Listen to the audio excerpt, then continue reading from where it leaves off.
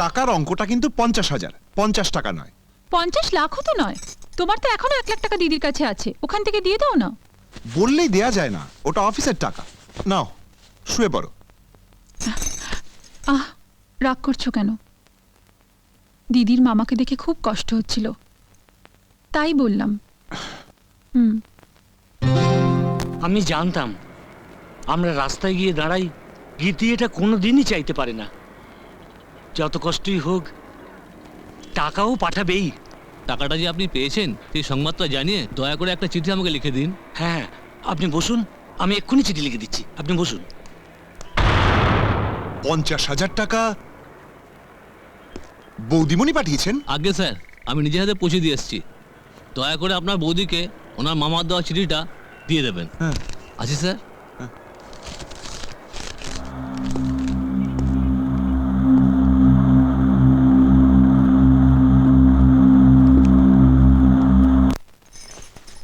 বিশ্বাস করো বোন, 500 টাকার একটা বান্ডিলই তো পেয়েছি, আরেকটা তো খুঁজেই পাচ্ছি না। সর্বনাশ, বলো কি? সরে তো, খুঁজে দেখি। হ্যাঁ, দেখছি।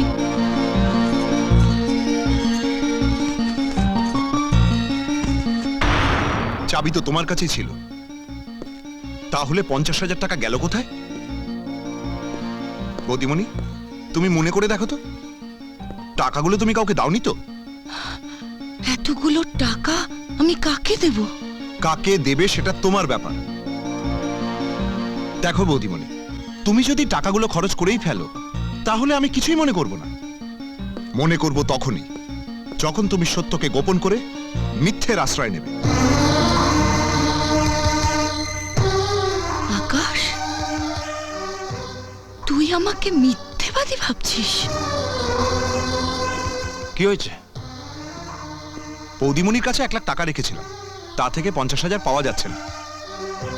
তাই বৌদিমণিকে বলছিলাম টাকাগুলো যদি কাউকে দিয়ে থাকে তা মনে করতে। তোর বৌদি আবার কাকে দেবে? টাকাগুলো চুরিও তো হতে পারে। হতে পারে, তবে বাইরের কেউ চুরি করলে পুরো 1 লাখ টাকাই নিয়ে যেত, 50,000 টাকা রেখে যেত না। তাহলে তুই বলতে চাস টাকাগুলো বৌদিমণি সরিয়েছে? প্রশ্নটা বৌদিমণিকেই কর, যেহেতু আলমারির চাবিটা তার কোমরেই থাকে। আকাশ, এত বড় অপবাদ তুই তোর বৌদিকে দিতে পারলি? সত্যি কথা বলা যদি অপবাদ হয় তাহলে ভেবে নেব বৌদিমণির অন্যায়টাকে তুমিও প্রশ্রয় দিচ্ছ।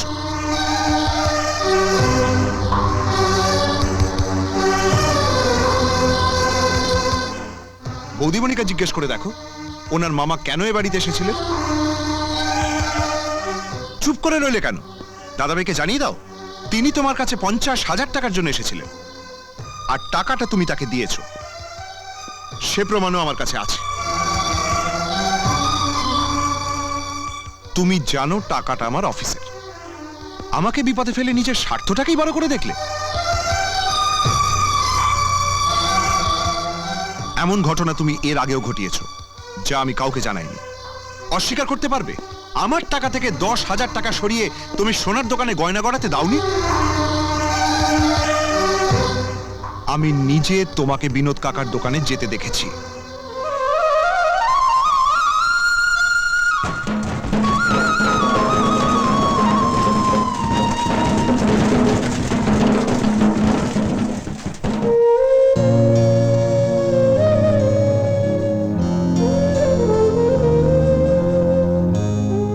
আমি স্বীকার করি ছোটবেলা থেকে তুমি আমার জন্য অনেক করেছো, সেই পরিশ্রমের দাম এভাবে উসুল না করে আমার কাছে চেয়ে নিলেও তো পারতে। আকাশ,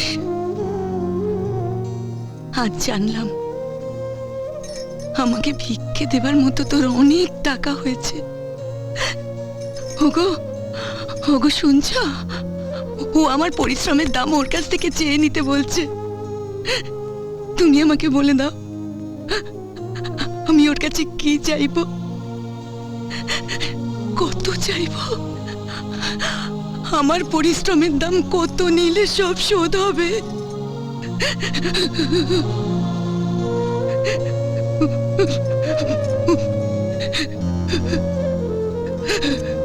দাঁড়াও আকাশ, তোর হারিয়ে যাওয়া টাকার কথা আমি জানি না, তবে এটা জানি ওর মামা এই বাড়িতে টাকার জন্য এসেছিলেন, আর টাকাটা যদি ওর মামাকে দিতে পারত সেটাও আমি জানতাম।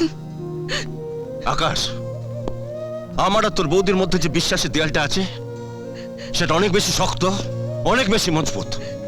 কোনো অবিশ্বাসের ঝড়ই সে দেয়ালটাকে ভেঙে দিতে পারবে না, কারণ তোর বৌদি আমার কাছে কোনো কিছু গোপন করে না।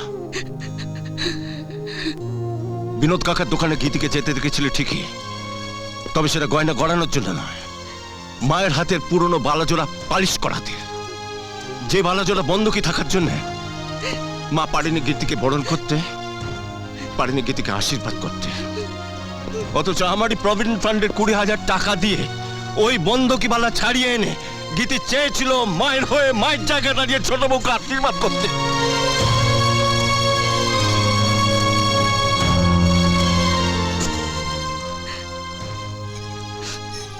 এই ঘর এই সংসার যার কাছে সবচেয়ে বেশি ঋণী, তাকে তুই অসম্মান করেছিস, সবকিছু উজাড় করেছে, নিজে বিক্রি হয়েছে, তাকে তুই ভিক্ষে দিতে চাইছিস।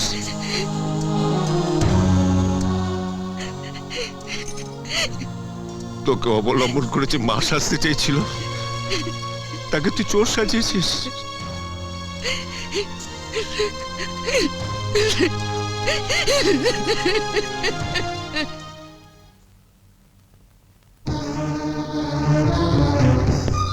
এই তোর জীবন বাঁচাতে সারা জীবনের জন্য যে নিজের মাতৃত্ব বিসর্জন দিয়েছে, আজ যদি সে আঁচল পেতে তোর কাছে সেই মাতৃত্ব ভিক্ষে চায়, পারবি সেই মাতৃত্ব ভিক্ষে দিতে? পারবি? পারবি তোর টাকার বিনিময়ে একটি সন্তানের মুখে মা ডাক শুনে ওর জীবনটা ভরিয়ে দিতে? বল, পারবি? পারবি ওর ঋণ শোধ করতে? আমার মায়ের অকাল মৃত্যুতেও কি তোমার স্ত্রীর ঋণ শোধ হয়নি? যে মা তোমার স্ত্রীর কারণে উত্তেজিত হয়ে আমার চোখের সামনে মরে গেল, তোমরা কি পারবে আমার সেই মাকে ফিরিয়ে দিতে? নিজের স্ত্রীর মাতৃত্বের কথাই শুধু বলছো, মায়ের মৃত্যুর কথা একবারও তোমার মনে পড়লো না। পড়বেই বা কি করে? মা তো তোমার নয়, আমার। তোমার তো সৎ মা। আমার গালে দুটো চড় মেরে তুমি আমাকে নতুন করে মনে করিয়ে দিলে তুমি আমার সৎ ভাই। আবার প্রমাণ করলে সৎ ভাই শুধুই সৎ ভাই, সে কোনোদিনও আপন হয় না। আকাশ, আমাকে সৎ ভাই বলে তুই শুধু আমাকেই অপমান করিসনি, আমার মাকেও অপমান করেছিস। আবার স্নেহময়ী মমতাময়ী মাকে তুই ছোট করেছিস। যে বাড়িতে দাঁড়িয়ে তুই আমার মাকে ছোট করেছিস, অপমান করেছিস, সেই বাড়িতে থাকার তোর কোনো অধিকার নেই। বেরিয়ে যা, বেরিয়ে যা। হ্যাঁ? কার বাড়ি থেকে বেরিয়ে যেতে বলছো তুমি? এ বাড়ি আমার বাবা আমার মায়ের নামে লিখে দিয়ে গেছেন। মায়ের মৃত্যুর পর আইনত এ বাড়ির মালিকানা সত্ত্ব আমার আর আমার ছোট বোন প্রেমা। এ বাড়িতে তোমাদের কোনো অধিকার নেই। ঠিকই বলেছিস তুই, আমি ভুলেই গেছিলাম এই বাড়িতে আমাদের আর কোনো অধিকার নেই। গীতে, গীতে, চলো গীতে। দিদি না, দিদি না, দিদি যেও না, দিদি যেও না, দিদি তোমার দুটো পায়ে পড়ি, যেও না। আজ থেকে যে বাড়ি আমাদের জন্য পর হয়ে গেল, সেখানে থাকি কেমন করে বলো? এই চাবি আর টাকাটা রাখো বোন। যে 50,000 টাকা আমি চুরি করে খরচ করে ফেলেছি, সেই টাকা আমার স্বামী তার রক্ত বিক্রি করে হলেও শোধ করে দেবে, কথা দিলাম। চলো। বৌদিমণি দাঁড়াও। প্রেমা, প্রেমা? হ্যাঁ, তোর আপন বোন হিসেবে এই বাড়ির আমিও একজন অংশীদার। আজ থেকে তুই আমাকে সৎ বোন বলেই পরিচয় দিস। প্রেমা, তাহলে তোর এই পুরো বাড়ির ভোগ দখলে নিশ্চয়ই কোনো অসুবিধা হবে না। চলো দাদা ভাই। না প্রেমা, না। সৎ বোন ভেবে যদি সঙ্গে নিতে না চাও তাহলে আমি যাব না, কিন্তু এ বাড়িতেও আমি থাকবো না। যেদিকে দু চোখ যায় সেদিকে চলে যাব। প্রেমা, হ্যাঁ, আমি আমার মা বাবাকে ছেড়ে থাকতে পারবো না। প্রেমা, চল। আকাশ, প্রেমা, দাদা, দিদি,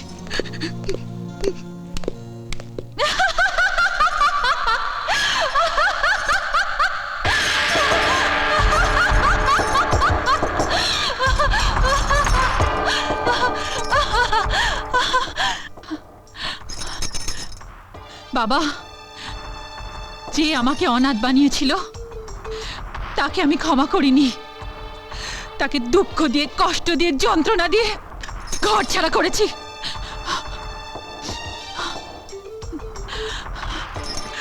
যে তোমাকে রাজপথে আত্মহত্যা করতে বাধ্য করেছিল, আমি তাকে ভিখিরি সাজিয়ে সেই রাজপথে নামতে বাধ্য করেছি বাবা।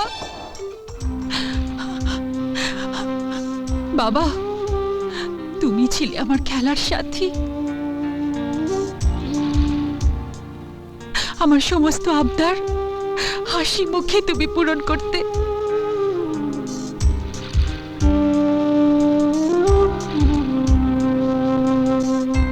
তুমি ছিলে আমার প্রিয় বন্ধু।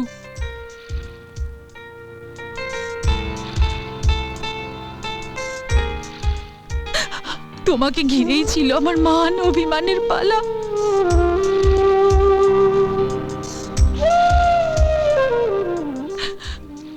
তুমি ছিলে আমার জীবনের একমাত্র অবলম্বন বাবা। সেই তোমাকে আমার জীবন থেকে যে কেড়ে নিয়েছে, আমাকে একা করে দিয়েছে, আমাকে কাঁদিয়েছে, তার জীবন থেকেও আমি তার একমাত্র অবলম্বনকে সরিয়ে দিয়েছি বাবা। আমি তাকেও কাঁদিয়েছি। ওর চোখের জলে আমার বুকের আগুন, আমার প্রতিশোধের আগুনকে আমি নিভিয়েছি বাবা।